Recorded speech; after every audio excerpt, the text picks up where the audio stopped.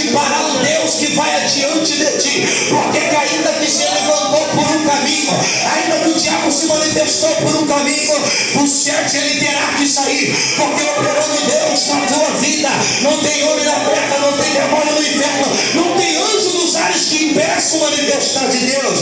Eu acho que você não entendeu, mas eu explico melhor. O que você não entendeu é que Deus está agindo por você, para você. Por quê? Porque Ele tem uma chamada na sua vida, e homem não para a chamada de Deus na vida do homem, homem não para a chamada de Deus na vida de uma mulher. Por que não para? Porque não foi o homem que te deu, não foi a mulher que te deu. Você não herdou a chamada humanamente, mas foi Deus que te chamou, que te escolheu e que te capacitou. Pregador, prova, Jeremias, antes que tu se formasse no ventre da sua mãe, eu te conheci, e pelas nações te dei como profeta. O que significa isso? Significa que desde o ventre da sua mãe já havia uma batalha, desde o ventre da sua mãe já houve um confronto, e quando o diabo chegou para matar, quando o diabo chegou para tentar findar, quando ele tentou arrancar a tua vida, já tinha um anjo com a espada desembainhada dizendo: aqui não, porque ele tem chamada. A chamada desenvolve, você cresce entre confrontos, sua mente provavelmente vai ser amadurecida, você vai pegando a consciência do bem e do mal, o pecado entra e assim por diante. Há uma batalha. Muitos neste momento se desviam, muitos são enfraquecidos, muitos falham, muitos caem, muitos escorregam, porque no momento em que a chamada está sendo desenvolvida, que o inimigo entra, que ele se manifesta e que ele se levanta. Enquanto Davi era pequeno, 13 anos, 12 anos, 11 anos, não havia guerras de tamanhos importantes como teve a dos filisteus, porque a chamada da vida de Davi ainda não tinha sido despertada.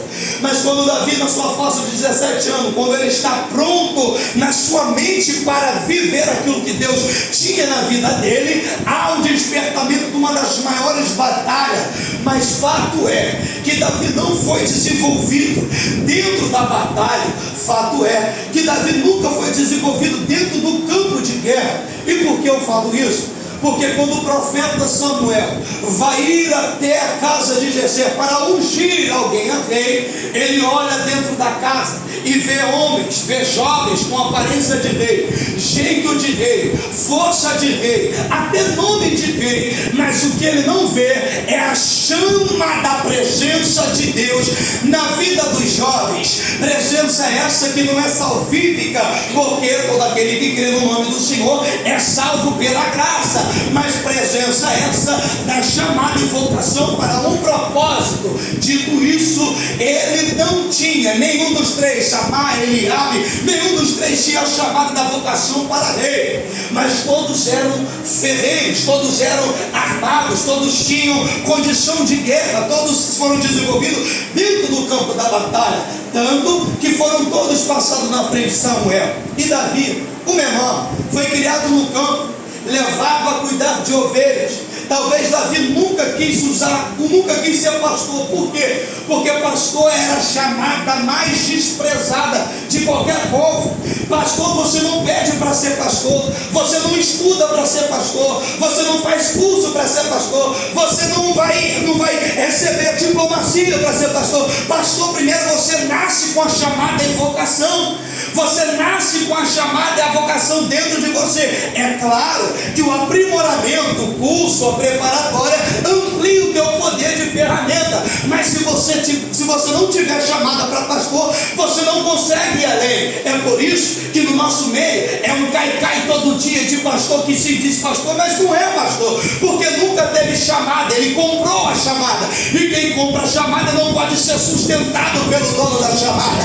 Ei, você entendeu o que eu estou falando? Eu estou dizendo para você que você chegou hoje aqui, não é porque você comprou o seu direito de estar aqui, não foi porque você buscou o seu jeito para estar aqui, não é porque você tem condição para estar aqui, não, mas foi porque Cristo há 2000 anos atrás, provavelmente, ele subiu numa cruz, ele não, mas o colocaram naquele lugar, o martirizaram de tal forma, o crucificaram, bateram nele, cuspiram no seu rosto, fizeram um escárnio com ele, mas quando Satanás olhou para ele e disse: agora entrega os pontos, entrega esse povo pecador. Por quê? Porque olha o que os soldados fez com suas vestes, parte no meio. Olha o que os fariseus, que são os religiosos, fazem com você, gospem no teu rosto e te maldiçoam, dizendo para que tu desça daí. Satanás esperava Jesus entregar os pontos na cruz, mas Jesus olha para o céu e diz: Deus, Pai, perdoa eles, porque eles não sabem o que fazem. E o perdão foi traçado na linha da justiça. A espada que nos cortaria foi travada pelo perdão de Cristo, e Deus nos deu a oportunidade de ser salvo pelo sangue de Jesus. Isso é uma introdução para a gente entender aonde vamos chegar. E Davi, ele é escolhido não porque ele entendia de guerra, ele não usava a espada, mas Davi era ungido por Deus dentro da sua chamada, porque a sua mente entendia o porquê da guerra. Você lutar batalhas é uma coisa, você entender porque está lutando é outra. Todo israelita que nascia na chama da guerra era proposicionado a aprender a lutar, a aprender a manejar a espada, mas pouco sabia por que entrar numa guerra. E eu vou dar outro tópico. No nosso meio hoje, na igreja do Senhor, nos meados dos anos, tem muita gente que sabe pregar, tem muita gente que sabe louvar, tem muita gente que sabe até cultuar, tem muita gente que sabe fazer um movimento, se veste e se molda com aparência de israelita, com aparência de soldado, mas não sabe o propósito de ser quem ele almeja ser. Como assim, Mateus? Tem aparência de salvo, tem aparência de ser cristão, tem aparência de ser do nosso meio, mas a essência é de mentiroso, a essência é de enganador, a essência é de alguém que está em nosso meio, mas a mente e o coração está no mundo.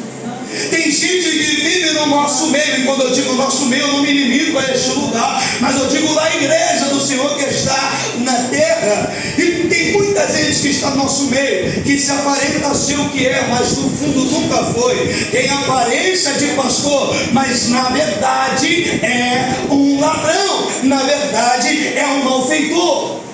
Por que isso? Porque no nosso meio tem isso. Porque Jesus mesmo disse que quando o trigo seria levantado e crescer, o joio também cresceria junto. Porque o maior objetivo do diabo não é de destruir para fora, para dentro, mas de destruir de dentro para fora. Ele entendeu que martirizar a igreja, bater na igreja, perseguir a igreja, ferir a igreja do lado de fora, nunca deu certo. Porque quanto mais ele matava os cristãos, mais nascia no seu lugar. Quanto mais batia na igreja, mais a igreja crescia. Quanto mais perseguia os apóstolos, mais os apóstolos prosperavam no campo e a igreja do Senhor era louvada. Então o que o diabo fez? Começou a se infiltrar, fingindo ser quem era, mas no fundo nunca foi. E por que eu disse isso até agora? Eu vou fechar com Davi, a gente entra na mensagem. Davi, ele não manejava bem a espada, mas ele tinha mente no propósito da guerra. Não sabia manejar uma espada, não tinha corpo para estruturar armadura, mas ele sabia a estratégia da guerra. Qual era a estratégia da guerra? Israel nunca precisou lutar com a força do braço, mas Israel sempre precisou lutar com a força do joelho. Ah, você não entendeu, mas eu vou melhorar, porque esse é o meu papel nessa noite. Israel, desde Gênesis, Apocalipse, nunca precisou travar uma guerra com o braço. Deus nunca mandou eles lutarem uma guerra que eles se apoiassem na sua força. Deus nunca mandou eles ir sozinhos uma batalha e vencer essas batalhas, mas não. Deus sempre instruiu e disse: se vocês santificar, se vocês permanecer, se vocês orar, se vocês louvar, se vocês adorar, quem vai lutar a sua beleza sou eu, quem vai entrar na guerra sou eu, quem vai vencer a batalha sou eu, quem vai chacoalhar o inferno, tirar o demônio da boca do demônio e te dar a vitória sou eu.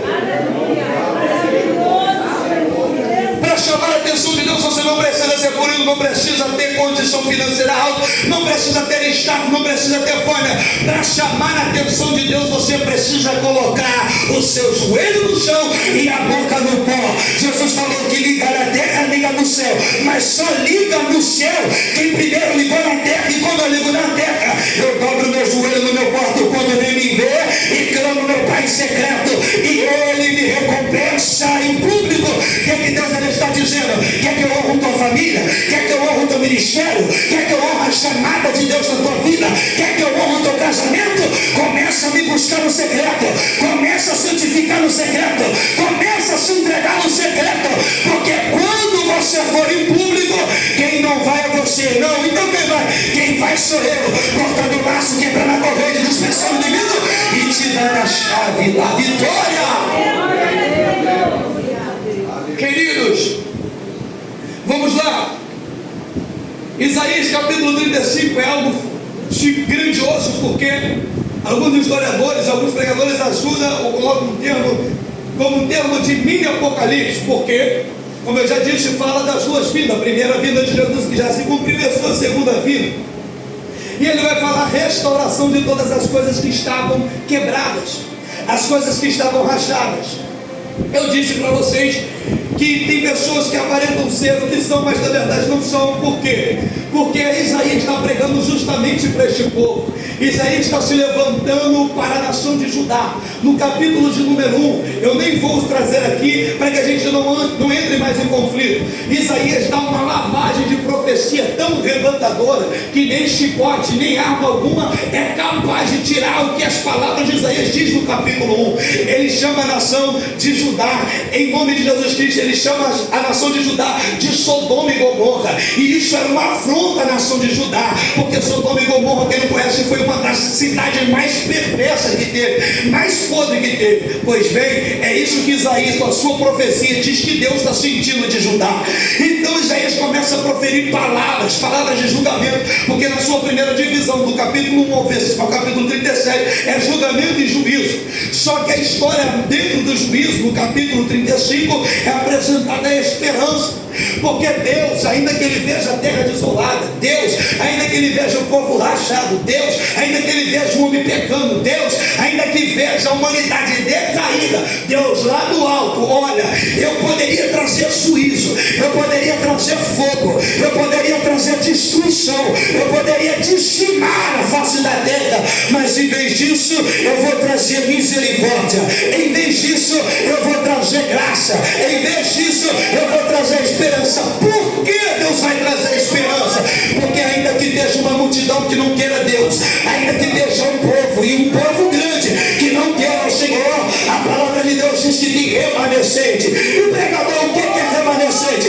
Remanescente é aquele que está vendo o pau quebrando, mas continua de pé na presença.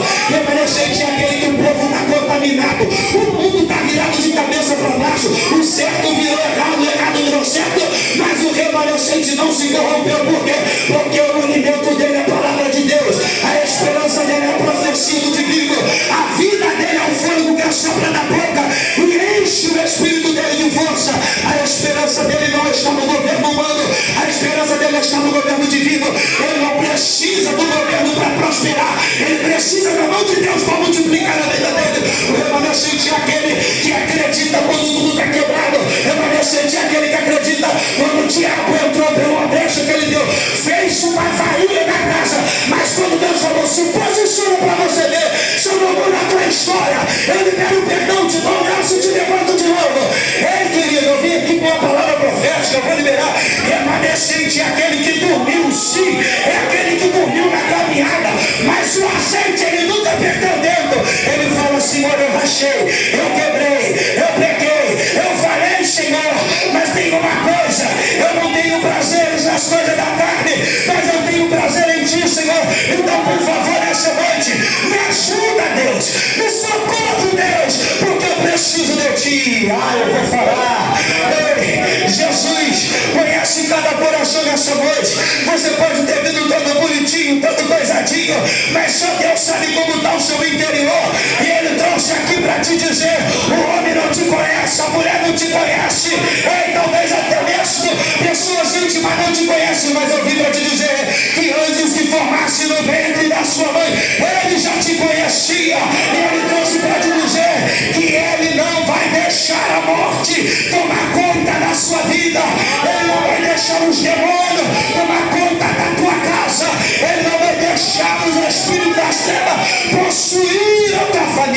Jesus. Mas hoje o valente, o maior dos valentes, o grandão da Galileia, se inclina com a sua cabeça terra, e ele diz: se o povo que se chama pelo meu nome se humilhar e buscar a minha face, então eu descerei e sararei a sua terra. É o que Isaías diz no capítulo 35. Jesus veio para trazer vida, Jesus veio para trazer salvação, Jesus veio para trazer reconstrução e restauração.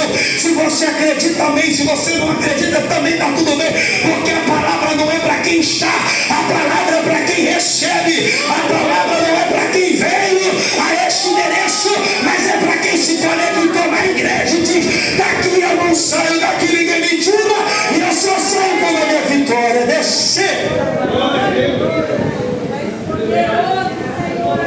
Você pode aplaudir o Senhor enquanto eu me moro, em nome de Jesus?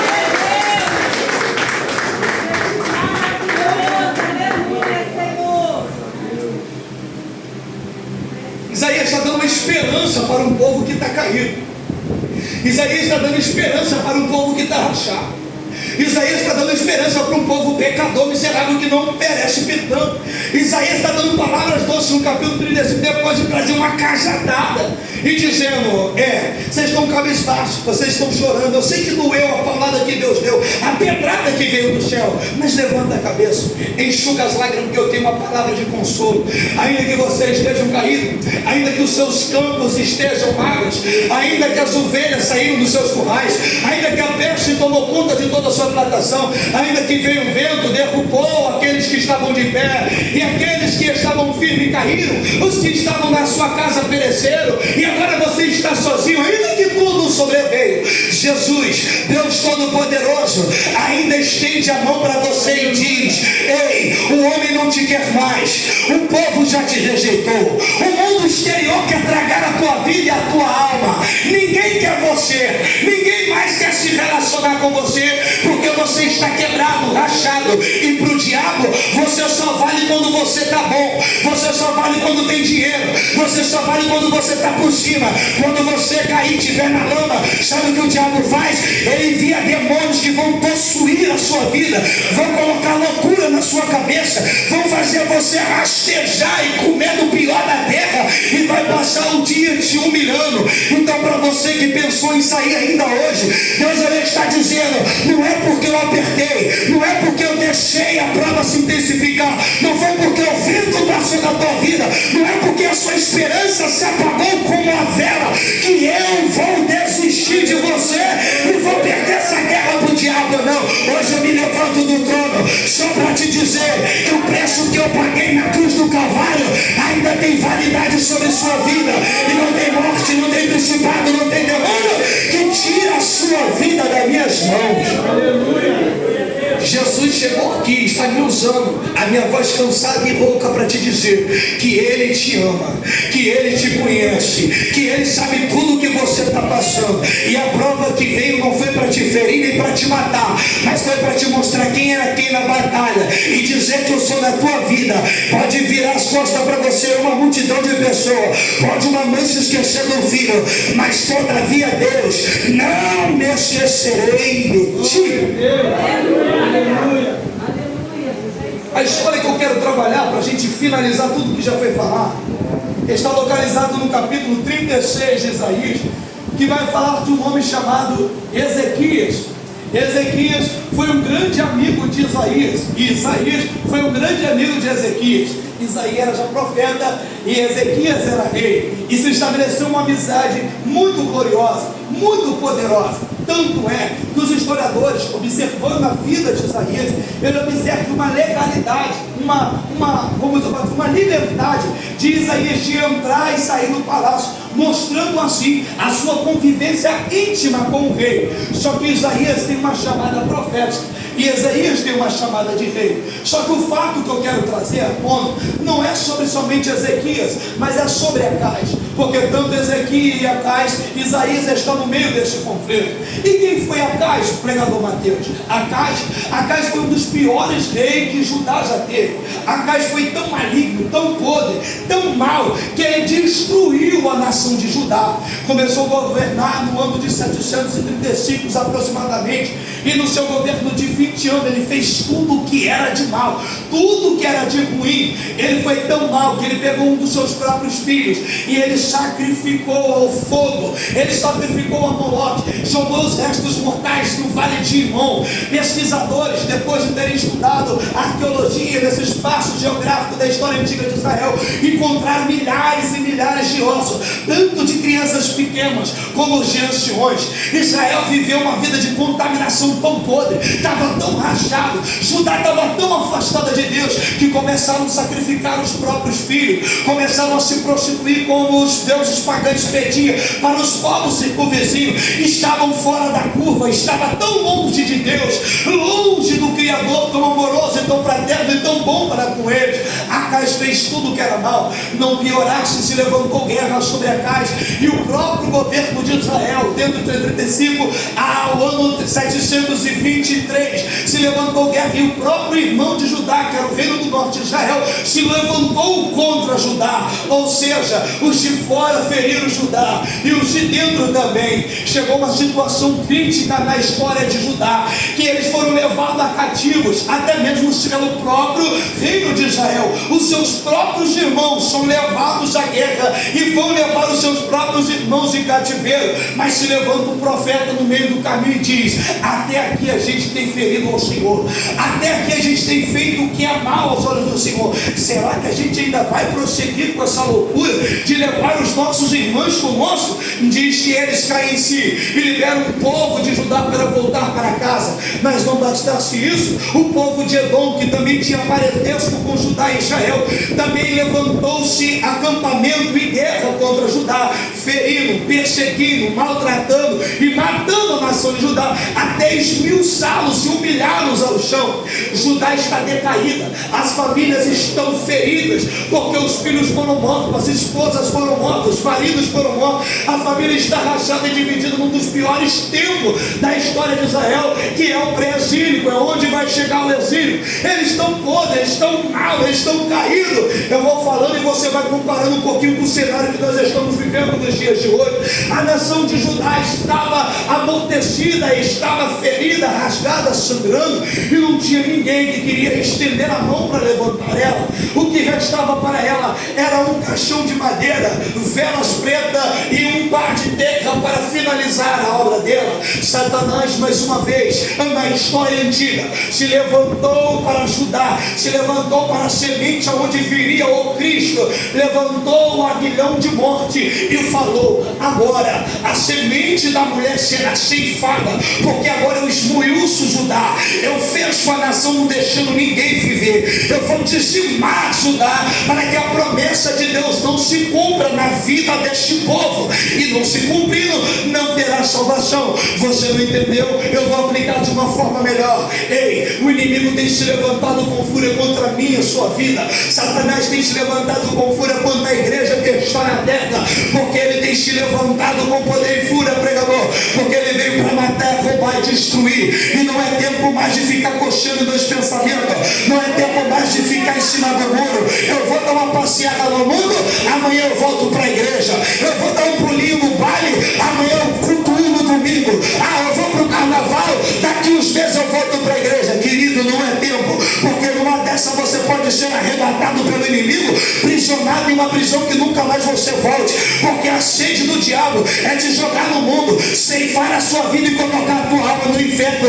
Mas por que ele ainda não fez? Porque ainda na tua fraqueza, ainda na sua falha, ainda nos seus pecados, ele conhece o teu coração e sabe que você tem um dono, que você tem uma chamada e que você tem um tempo na sua vida, e é por isso que ele não entra, é por isso que ele não te fere, é por isso que ele não te traga como leão que está ao teu redor, porque ele até tenta, ele até se apresenta diante do trono de Deus e diz: Senhor, eu quero tragar a vida daquela pessoa, eu quero acabar com a vida dela, e Deus diz: nele você não toca, nela você não toca, o corpo dele ainda está nas minhas mãos. Eu dei oportunidade, eu tenho oportunidade. Satanás bate e retirada. Só que o adversário, o nosso inimigo, ele é persistente. Você desistiu de orar, eu fracassei na oração. A gente para humanamente, mas Satanás não. Todo dia, toda noite, 24 horas, ele está no trono de Deus pedindo a minha alma, pedindo a tua alma para Deus. E Deus diz e pleiteia com ele: não toca, não mexe, não é o tempo, porque eu ainda estou lapidando, eu estou estruturando, eu estou fazendo uma vez na vida dele. Então aproveita o tempo que Deus está na tua vida para você ficar aqui dentro. Aproveita o tempo que Deus te deu para você vir à casa de Deus, porque hoje você pode cultuar e você não tem arma na sua cabeça quando você sai lá fora. Aproveita o tempo para vir à casa de Deus enquanto você pode vir com as suas pernas, porque nenhuma bomba estourou do seu lado. Aproveita para vir à casa de Deus e fortalecer o capacete da salvação.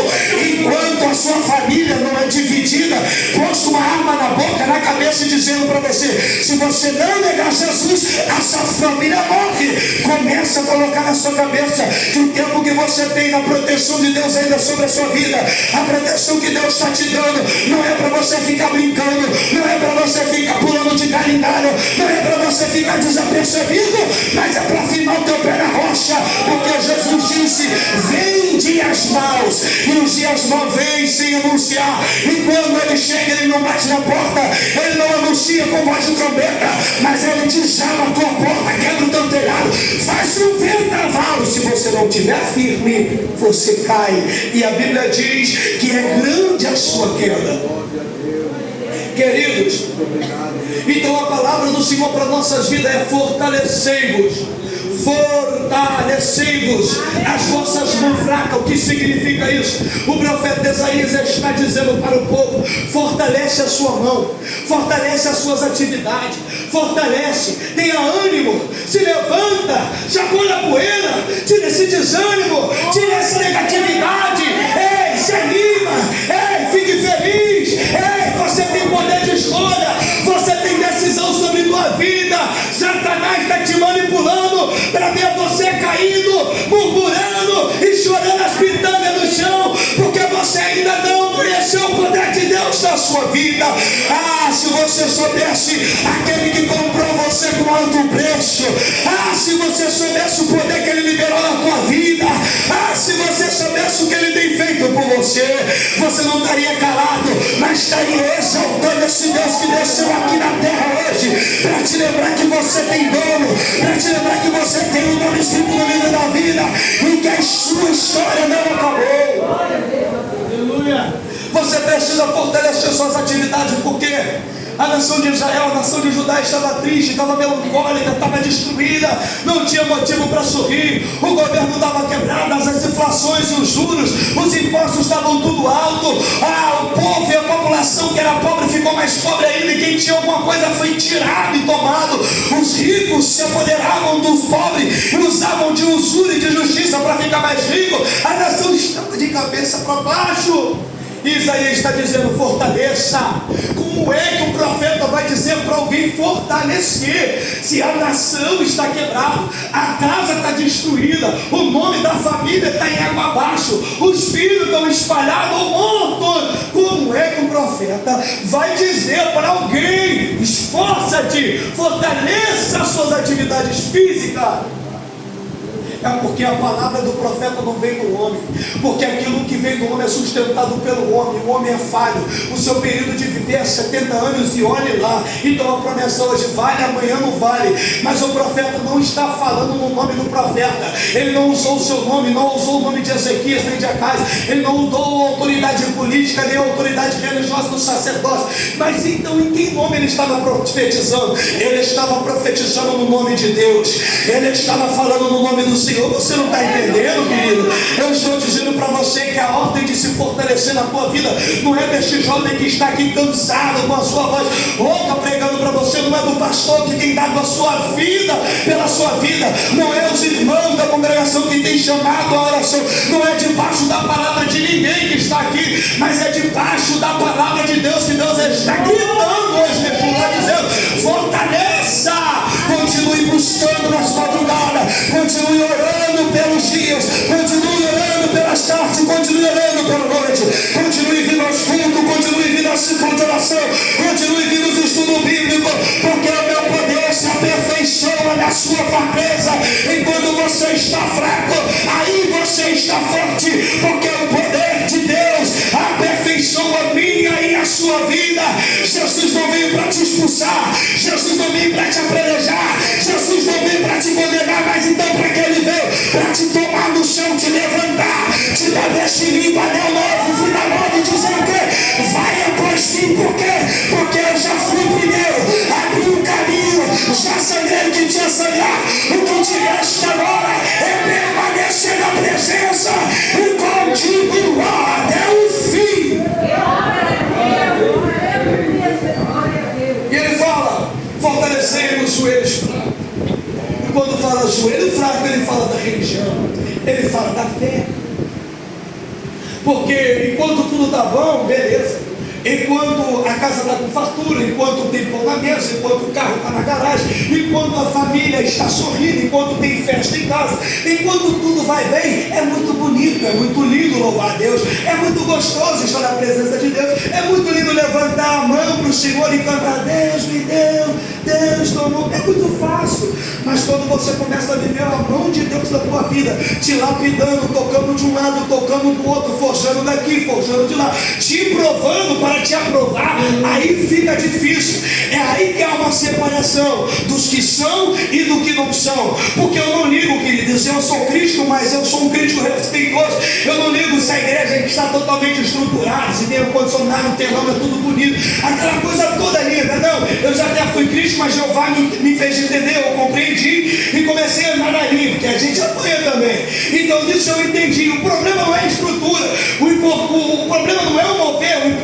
não é o jeito não é as coisas que estão fazendo, o jeito e a maneira que estão fazendo. O problema é que quando tudo isso acaba, será que vão continuar cultuando ainda? Será que vão servir Deus ainda? Quando o culto acaba aqui, será que ainda vão servir Deus lá fora? Quando o culto acaba no meio das festas que ele faz, será que em casa ainda vão servir a Deus? Eu não sou crítico pela estrutura e pelo poder que se levanta em nosso meio. Que Deus continue prosperando o seu nome e fazendo presente em todas as áreas. Mas o problema é que quando isso acaba, a vida não muda, a história não muda, ele não muda, ela não muda. Ninguém quer mudança, só quer o mel, só quer a vitória, só quer a chave, só quer a bênção. Mas servir a Deus, como Paulo disse em Filipenses: eu sei ter muito, mas eu também sei pouco. Eu sei ser feliz, mas também andei em tristeza. Eu sei ter vida, mas eu também fico em dias que a morte sobreveio sobre mim. E eu ainda posso dizer: posso todas as coisas naquele que me fortalece. O problema não é você ter, o problema é você largar quando Deus tirar. Porque ele vai provar que você nunca teve com Deus por aquilo que ele é, mas sempre teve com Deus por aquilo que ele oferece. E Deus, ele não quer bajulador, Deus, ele quer filho. E filho não bajula pai, filho serve e obedece e é fiel ao pai.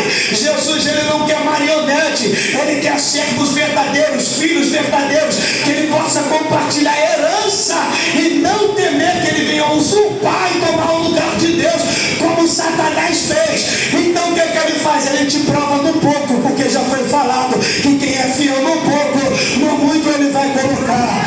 Vocês estão devagar, mas eu falo. Sabe o que Deus está dizendo? O vento que você está passando, a prova que você está passando, este deserto que você está passando, você só está de pé pela misericórdia, e você veio mesmo assim. É Deus te dizendo: eu estou te provando, eu estou te vendo, eu te conheço na tua dificuldade, e nem mesmo assim você me larga. Então enxuga que eu libero na boca do meu servo hoje. Continua, porque ali na frente, eu já estou vendo, ali na frente tem providência, ali na frente tem resposta, ali na frente a tua vitória chega, e você vai louvar e glorificar o nome do Senhor, porque o salmista louva a Deus dizendo: eu nunca vi um justo mendigar um pão, e nem a sua descendência passar fome. Deus, ele é fiel na tua vida. Finalizando, diz que se levanta Ezequias, e a gente vai finalizar aqui. Diz que se levanta o reino de Ezequias, filho de Acaz. E essa história vai aparecendo lá em 2 Crônicas, capítulo 29 em diante. A história do rei Ezequias. E essa Essa história vai dizer que Ezequias toma o trono. Mas ele toma o trono como, Mateus? Ele toma o trono no sentido de possuir o trono por herança de seu pai depois do falecimento do pai. Ele não usurpou, ele não roubou, ele não teve que puxar tapete de ninguém, ele não teve que ferir ninguém, ele não teve que roubar ninguém, ele não teve que mentir para ninguém. Ele esperou a oportunidade dele para possuir a chamada que Deus já tinha na vida dele. Então o ensinamento para mim, para a sua vida é que você não precisa pular etapa, você não precisa pisar em ninguém, você não precisa humilhar ninguém, você não precisa roubar ninguém. O teu momento, a tua hora chega. Espera, e espera posicionado, crendo e fortalecido, porque a tua hora vai chegar e Deus vai agir na tua vida. Ezequias possui o trono pela herança, pela monarquia, do jeito que era. Morre o pai, o filho vai receber o trono. E o primeiro ato do rei Ezequias não é dar uma festa, não é fazer um churrasco, não é proclamar paz, não é proclamar folga, não é fazer uma grande comissão para receber os grandes príncipes, os grandes reis. Ele não anuncia para ninguém: olha, eu tomei o trono. Não, porque a nação estava destruída, o reino estava rachado, tudo estava desmoronado, e é o estágio que Ezequias toma o trono. Então Ezequias tem duas opções: ou Ezequias continua fazendo o que o pai dele fez, porque enquanto o pobre é massacrado, o rico fica na fartura, humilhando o pobre e observando o trabalho do pobre. Ele come do trabalho do pobre e sustenta a sua avareza, a sua riqueza. O rico pode humilhar o pobre, pisar no pobre, acabar com a vida do pobre, mas ele nunca vai deixar o pobre embora, e nem mesmo morrer, porque ele sabe que o sustento da riqueza está na vida do menor. Foi isso lá no Êxodo capítulo 1, quando você vai ver que Faraó não quer matar os filhos de Hebreu, mesmo considerando eles uma praga. Ele prefere manter perto, porque o sustento e o equilíbrio do Egito estava na mão do povo escravo. Então ele não mata, ele não fere, ele não destrói, mesmo odiando, porque ele sabia que precisava daquele povo para sustentar o seu trono. A segunda opção que Ezequias tinha era: eu preciso ser diferente. E é essa que ele toma, é essa o meu dever e o seu dever: ser diferente, semelhante a Cristo e diferente do mundo. E Ezequias toma o trono, possui o trono. No primeiro ato de Ezequias, no primeiro mês, vai dizer lá em Crônicas que ele vai restabelecer o culto, ele vai restabelecer o altar, ele vai restabelecer a adoração, o louvor e a grandiosidade da presença de Deus no meio do povo, porque Ezequias entendeu na vida dele aquilo que o pai dele nunca teve coragem de ensinar. Mas eu acredito que talvez uma avó, um primo, um irmão, ou até mesmo um desconhecido ensinou a Ezequias que para Deus transformar um reino, ele não precisa de matemática do homem. Para Deus transformar uma família, Deus não precisa medir a condição do homem. Para Deus fazer um reboliço santo e pegar aquilo do nada e transformar em algo novo, nunca precisou da opinião do homem. Ezequias entendeu que para ele ter prosperidade, ele não precisa pisar em ninguém, ele não precisa roubar ninguém, ele precisa fazer o quê? Descer a boca do pó e dizer: Deus, eu não tenho nada, mas a sua presença eu não deixo faltar na minha vida. Então o que eu vou fazer? Eu vou para o templo, vou tirar o que é ímpio, vou tirar o que é podre, vou tirar o que meu pai fez de errado, vou tirar a bagunça e vou santificar e purificar o altar de Deus, o culto a Deus. Ei, sabe que Deus ele está dizendo? Sabe por que tem vitórias na tua vida que estão travadas? Sabe por que tem situações na tua vida que não mudam? Sabe por que tem situações na tua casa, na tua família, no teu trabalho que não saem do lugar? É porque você tem utilizado de meios humanos para resolver causas que nunca foi para você resolver. Sabe por que a história da tua família não mudou, tua casa não mudou, tua família não mudou, a sua vida não mudou? É porque você quer usar de opinião do homem, você quer usar de dentro do humano, você quer pegar a opinião de quem não tem poder para resolver a tua situação e colocar em prática aquilo que ninguém tem autoridade para mudar na tua vida. Deus me trouxe aqui para gritar mais uma vez que se você entregar a sua vida na mão dele, se você confiar a sua vida na mão dele, ele se responsabiliza por você, ele se responsabiliza pela tua casa, ele se responsabiliza pela tua família. Deus apareceu no caminho numa cidade chamada de Luz para Jacó e disse: Jacó, tu vem fugitivo da tua família, tu vem quebrado da tua família, você vem como um ladrão da tua família, você vem sem nada da tua família, mas se você me honrar, eu vou adiante de ti, e eu estabelecerei a promessa que eu fiz aos seus pais, e você será próspero, a tua casa irá bem, os seus filhos serão prósperos na terra, e eu vou honrar a minha palavra na tua vida. Ei querido, ei querida, escute isso nesta noite. Quem está te chamando para viver o novo não sou eu, quem está te chamando para viver uma vida de vitória não sou eu não vim entregar palavra de triunfalismo, é a Bíblia que está te dizendo que é Deus quem te garante, é Deus quem te sustenta, é Deus que age pela tua vida. O problema então o que é? O problema é que você não tem entregado todo o teu caminho a Deus, você até entrega um pouquinho, mas a outra metade você garante no bolso, você até se lança um pouquinho na presença de Deus, mas o resto da semana você está fazendo tudo errado, você até cultua no domingo, mas o resto da semana onde quer que você está, o que é que você está falando, o que é que você está vendo, com quem você está se relacionando, com quem você está vivendo, e depois quer culpar Deus, quer culpar a igreja, quer culpar o pastor que morre por você, luta por você, dá a vida por você. Pelo amor de Deus, começa a levantar a tua espada, começa a tirar a tua armadura que está enferrujada, que está cheia de aranha, começa a vestir a camisa e começa a lutar do lado do homem de Deus que Deus colocou do teu lado, começa a lutar na tua família que Deus entregou, começa a lutar no casamento que Deus te deu. E como é que eu vou lutar? Com a minha mão, com a minha voz, gritando, pegando dica na internet? Não. Então como? A palavra de Deus já diz: ora porque tem vitória, ora porque tem providência. Eu podia passear aqui na Bíblia e te dizer palavras que provam a oração, mas eu vou dizer uma para sustentar a tua fé que está no Novo Testamento. Pedro está preso, Pedro está travado, Roma queria sua cabeça, Herodes queria sua cabeça, mas tinha uma igreja que não parava de orar. Tinha uma igreja que não parava de orar. Enquanto a igreja orava, diz a palavra, e não eu, que desceu o anjo lá: solta Pedro, liberta Pedro, levanta Pedro, sai Pedro e toma de volta a liberdade que te roubaram. Você não pulou daí para glorificar a Deus?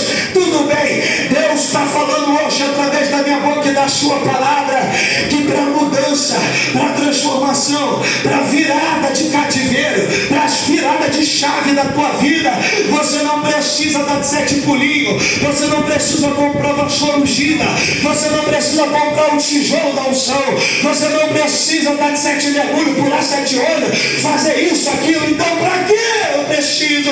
Você precisa botar a boca no pó, clamar o seu Deus e viver uma vida de santificação e purificação. E como eu faço isso? Se desviando do caminho mau e vivendo no caminho justo.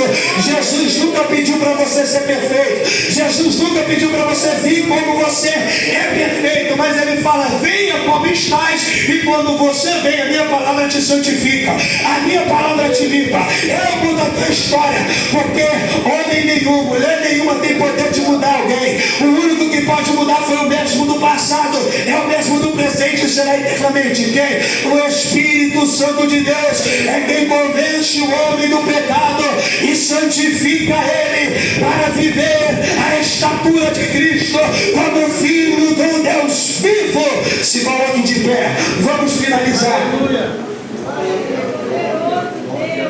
Ezequias restaura o culto, Ezequias estabelece a oração, ele abre as portas do templo que há muito tempo estava fechada, o sacerdócio é estabelecido, os levitas estão cantando dentro da casa de Deus. Só que agora Ezequias vai propagar a vitória, porque claramente toda vitória tem que ser anunciada. Quem não é, que ganha algo de especial. E dentro desse algo especial, não quer contar para algum amigo íntimo, não quer contar para alguém que seja próximo dele. Todo mundo, quando recebe algo bom, de grandioso, quer comunicar para que a pessoa se alegre juntamente com ele. É o que Ezequias faz.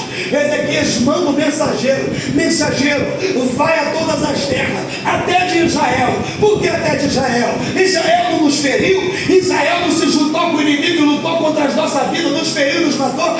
Vai chamar ele, chama eles também, porque na fraqueza eles nos humilharam, mas na vitória vão ter que comer na nossa mesa. Deus, Jeová, na nossa fraqueza pisaram em nós, mas na nossa vitória Deus vai nos usar para alimentar os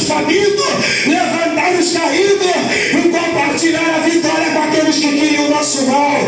Ei, aí Ezequias manda a mensagem dispara.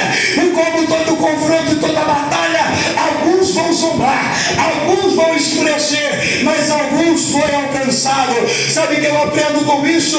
Deus nunca precisou de maioria, Deus nunca precisou de quantidade. É melhor ter 3 que vai com você até a morte do que 1000 que te abandona no meio do caminho. É melhor ter um que está com você durante os naufrágios, as guerras, luta, mas não dilata pela presença de Deus na tua vida, que tem um monte que quando você estiver no seu dia mal, te crucifique pelas costas. Vem Ezequias vem, eles vão comemorar a Páscoa já fazia tempo que não é comemorada. A Páscoa já fazia tempo que não era estabelecida no meio do povo de Deus. Só que agora mudou, a história mudou. Chegou um revivamento no povo de Deus. Lá em 2 Crônicas vai dizer, se não me falha a memória, capítulo 30, versículo 10, que houve um avivamento, houve um manifestar da mão de Deus subitamente. Pregador, o que é subitamente? Repentinamente, sem planejamento, sem arquitetura, houve um manifestar de Deus. E o que você quer dizer? Eu quero dizer para você que aquilo que Deus tem para a sua vida, o olho não viu, os ouvidos não ouviu e nem chegou ao coração de homem, é o que Deus reservou para a tua vida. Jesus já pagou um alto preço pela tua alma. Ele te chamou para ser vencedor, não, mais do que vencedor.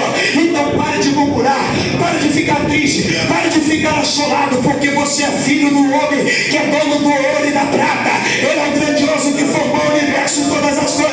Você acha que você vai ficar confundido? Você acha que você vai ficar desamparado? Não vai não. Tem providência, resposta de Deus para aqueles que clamam. Jesus ensinou um dia que o que bate a porta se abre, o que pede recebe, o que busca encontra. Todavia seria diferente comigo e com você? Não, porque a palavra também nos afirma que Deus não faz acepção de pessoa, e ainda que um pequenino que seja, clame o nome do soberano, todavia ele vem ao teu socorro. Feche os seus olhos em nome de Jesus. Soberano, que hoje o Senhor, o mesmo Deus que me chamou e te chamou, aquele mesmo que nos fortaleceu e foi conosco até o dia de hoje, te conceda a paz e a graça de Cristo Jesus. Ilumine o seu entendimento e fortaleça a sua fé, que o mesmo realize e conclua a obra que foi começada em nossas vidas, e o nome do Senhor hoje e eternamente seja glorificado em nome de Cristo.